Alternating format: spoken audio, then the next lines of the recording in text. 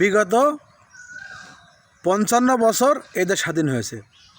এদের স্বাধীন হওয়ার পরে থেকেই ভারত যেন তাদেরকেও একটা মানে আমরা মনে হয় যেন ভারতের কাছে ফিলিস্তিনিদের মতন।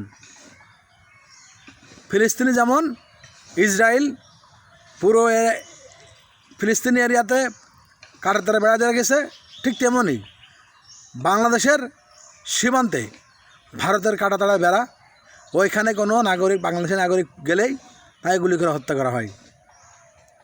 আর কত। তারপরে আমাদের দেশে কিছু সুশীল সমাজ, তারা ভারতের প্রতি এত পরিমাণ মানে ভারত প্রেম সে বলার মতন না। কিছুতে কিছু হলে ভারত বলে কি আমরা বাংলাদেশকে স্বাধীন করে দিয়েছি, ওটা আমাদের রাজ্য, মানে শুধু বলতে পারে না এই কথা।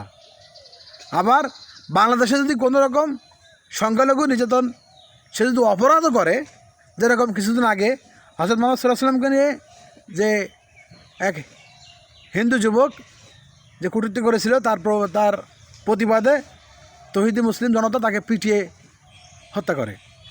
তাই নিয়ে ভারতের মিডিয়াগুলো কুকুরের মতন খেউ খেউ খেউ খেউ করে, কুকুর যেরকম খেউ খেউ করে না, ভারতের মিডিয়াগুলো খেউ খেউ করে উঠল। অথচ বর্তমানে ভারতের বিজেপি সরকার পশ্চিমবঙ্গে যে পরিমাণ মুসলিমদের উপর নির্যাতন চালাচ্ছে, তাদের ব্যবসা প্রতিষ্ঠানে আগুন লাগা দিচ্ছে, বাড়িঘরে আগুন লাগা দিচ্ছে, এই বিষয় নিয়ে ভারতের কোনো মিডিয়া, কুত্তার মিডিয়াগুলো ঘেউ ঘেউ একদম চুপ মুখে খুলে উঠেছে।